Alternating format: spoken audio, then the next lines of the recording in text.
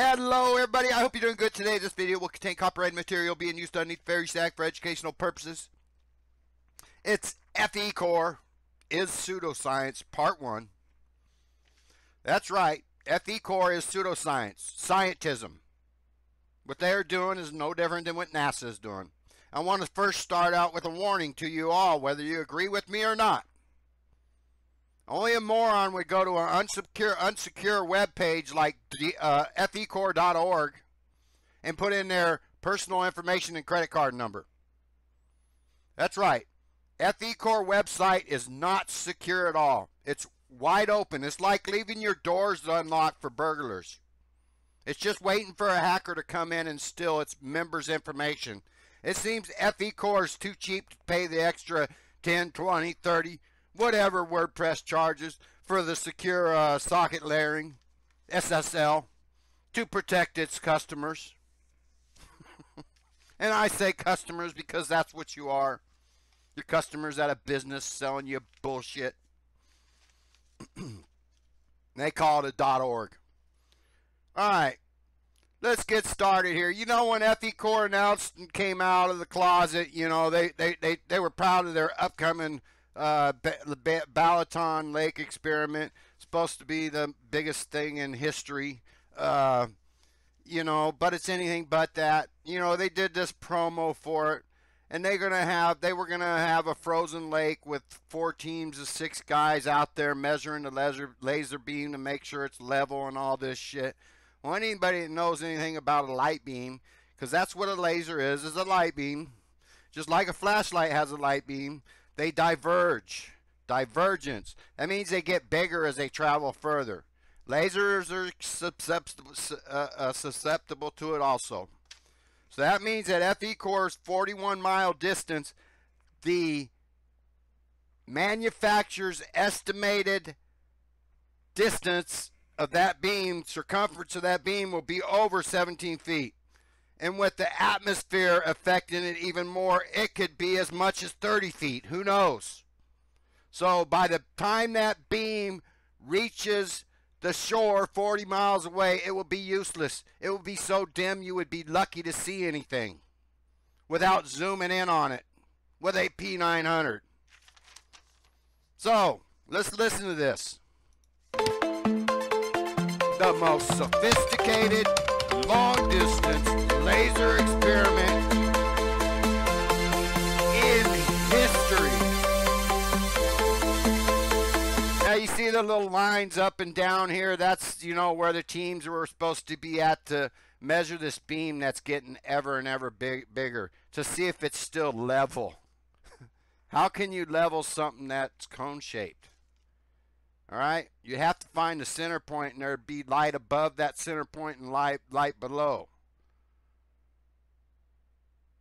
So how do you know where that center point is? Because you're only guessing what the circumference is based on the manufacturer's specs that were probably done indoors, not outdoors.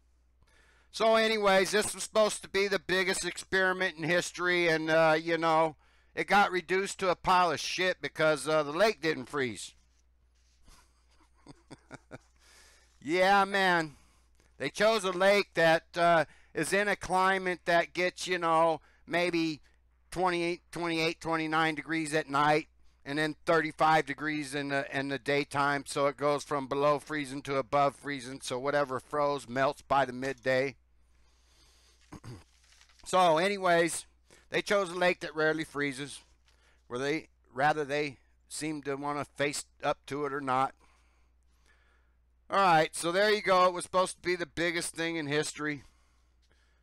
But let's keep going here now, because FECORE came out with a video yesterday. Seems everybody's been asking a lot of questions.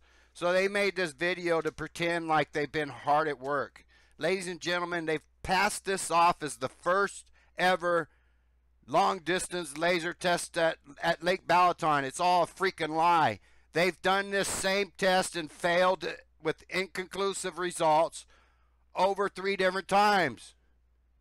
It's the same thing with Jaren's laser test. They failed, inconclusive. You could argue either way. The earth is curved, or you could argue the Earth is flat based off the inconclusive results.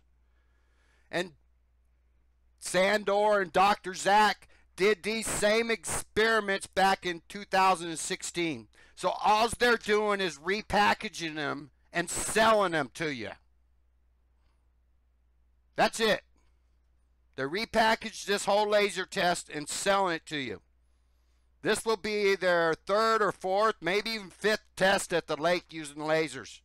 And the laser wasn't just recently custom built for FECORE. Zandor had this laser back in 2016.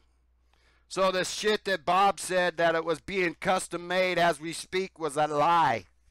Because I'll show you the laser being in part 1 or part 2. All right. So they did this video to quieten the criticism they were receiving. And most of this video, the footage they used in it was recorded when they did their previous experiments that failed at Lake Balaton. This footage you're looking at right here was recorded in 2016. And they're using it as footage that's taking place right now, and they're hard at work at this Lake Balaton experiment. It's bullshit. Let's watch this. We will try to aim the laser across the lake at the lowest possible altitude to see if it will hit the other side of the lake 65 kilometers away. If it doesn't, then we will see if we can see the source of the beam from the lowest possible altitude. Did you hear that? So, the beam, trust me, the beam ain't going to hit the source 40 miles away. It ain't going to hit the source 13 miles away. You ain't going to be able to see this beam and measure it. So this is going to be reduced, like they just said here, nothing more than a light test. Can you see the light that's the light source 40 miles away? Well, if you can, the Earth must be flat. There's no measurements there. Let's listen to him again, what he says here. Altitude to see if it will hit the other side of the lake 65 kilometers away. If it doesn't, we will see if we can see the source of the beam from the lowest possible altitude. Yep, that's all it is. Can you see so anybody could do this test. Anybody could beat FECORE to it. In fact, I challenge anybody out there, if you got a laser and a P900, go to the frozen lake, be it the big lakes in Chicago and all that, and do this test. Because that's all it's going to be from FECORE. So, let's keep going here. Again, Karen's asking the questions. This is supposed to be a question and answering session. I've never seen a question and answer session where the secretary of the organization is asking the questions to a moderator. I mean, if you're going to open up for question and answering, let's do this on Globebusters and stop blocking people when they point out the obvious bullshit that this laser experiment is. Okay? So let's listen to this segment here. What are you going to do if the lake doesn't freeze this year? We will try to do it from land to land without having to use a boat.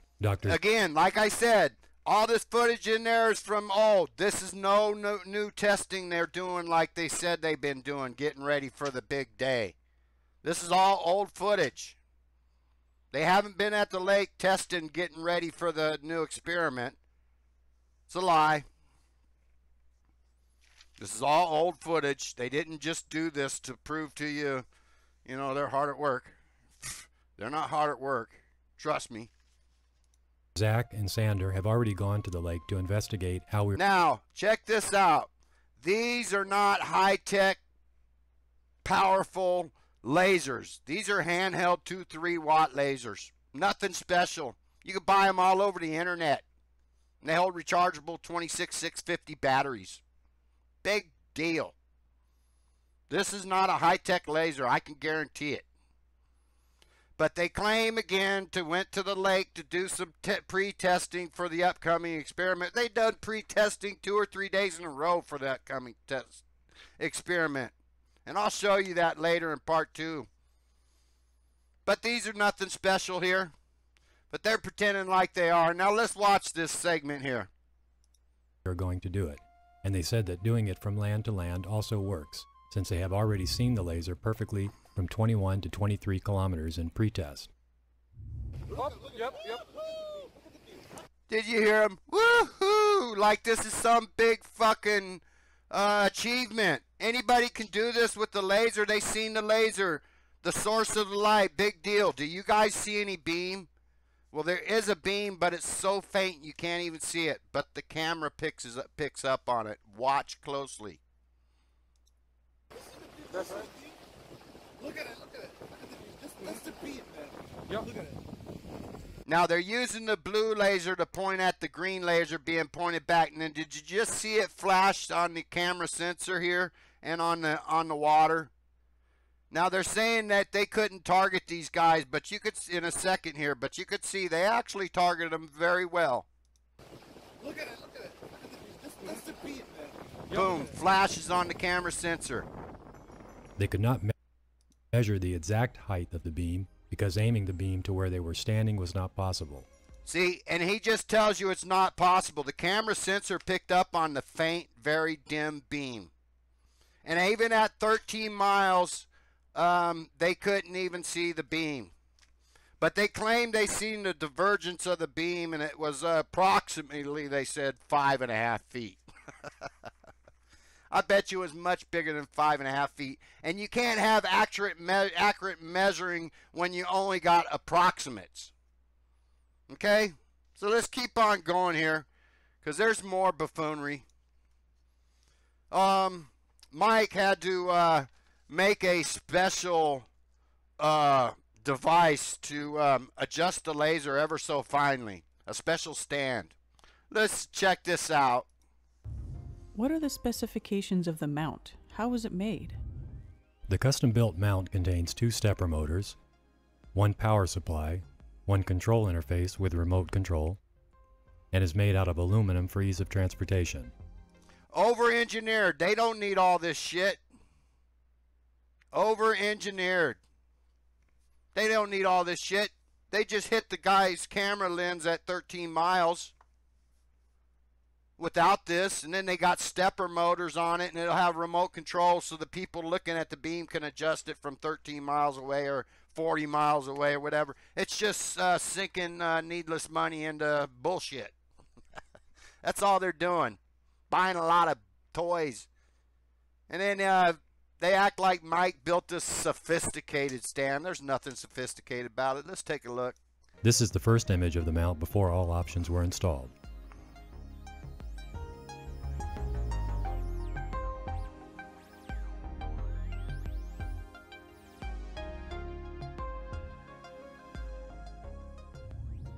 Who designed and built the mount? The mount was designed and built by Mike Cavanaugh. The idea is simple, but designing it and making it happen is quite difficult. There's nothing difficult about building this. It's a threaded rod. And it's going to have a stepper motor on it. Big deal. If anybody doesn't know what a stepper motor is, it's a motor that goes in small increments, step by step by step. A fraction of an inch by a fraction of an inch. It's called a stepper motor. And you can control it remotely. So it's just sinking in whatever, $3,000, $4,000, whatever it costs for it, needlessly. So let's keep going here. But yeah, they're trying to show off Mike like he's some special designer or engineer or some bullshit. And I'll point out later that this laser beam, if you got a 17-foot divergence, they're going to have this laser beam up at 8.5 feet. I'll point that out to you later, though, probably in part 2. But you can see the fuckery here. There's nothing special about this design. Let's keep going here. Let's see. This one here is all about the world record. They seem to think taking a 17-foot beam or even bigger that you could barely see and targeting a big white whatever they're going to put up there, a white board, you know, I don't know, think of a movie theater screen or something, and this big beam is supposed to target it, and it's supposed to be some big event, some world record. It's fucking buffoonery. Let's check this out. Did this break the world record? If everything goes as we expect, this experiment will actually set the world record for the longest distance laser targeting in history. and be verified by a third party, unlike the moon. They don't say who this third party is, and this is just fuckery, ladies and gentlemen. Big deal. They hit a target with a laser, a 17-foot beam. That's not a very big accomplishment. So anyways, you can start to see the fuckery here. But like I said, they failed in several other attempts to prove the Earth is flat at the Lake Balaton with lasers. This is nothing new like Bob and Jaron and all them have been selling it to you. They failed several times already. Yeah, that's all there, you know. World record. Wow. Let's check this part out here. Because you'll see it's nothing more than a light test. When I mean light test, it means I'm going to set a light 2 feet off the level of the water, 2 feet high off the water, and I'm going to go 40 miles away and see if I could see that light. And if I could see that light, then that means the Earth is flat. So let's listen to their bullshit, because this tells you this isn't a sophisticated experiment. In fact, this is pseudoscience, scientism at best. How can you see the laser beam from the other side of the lake if the Earth is curved? If the Earth is curved, then we will not see it at all. Bear in mind that the curvature at such long distances should be very noticeable. Let us give you an example so you can understand this. If the laser's elevation is 20 feet or 6 meters, and the distance to the target is 40 miles or 64 kilometers, then how many times we've all seen this? We've seen this on Jaron's channel several times. Everybody's explaining this bullshit. And they're just going right back to the same old experiment that a lot of YouTube channels have done already. Let's keep going. Even if the laser is tangent to the water surface, it will still be 794 feet or 239 meters above our heads, and it may be impossible for us to reach it. What happens if you see it? Then we will take all the measurements necessary to see why it didn't confirm.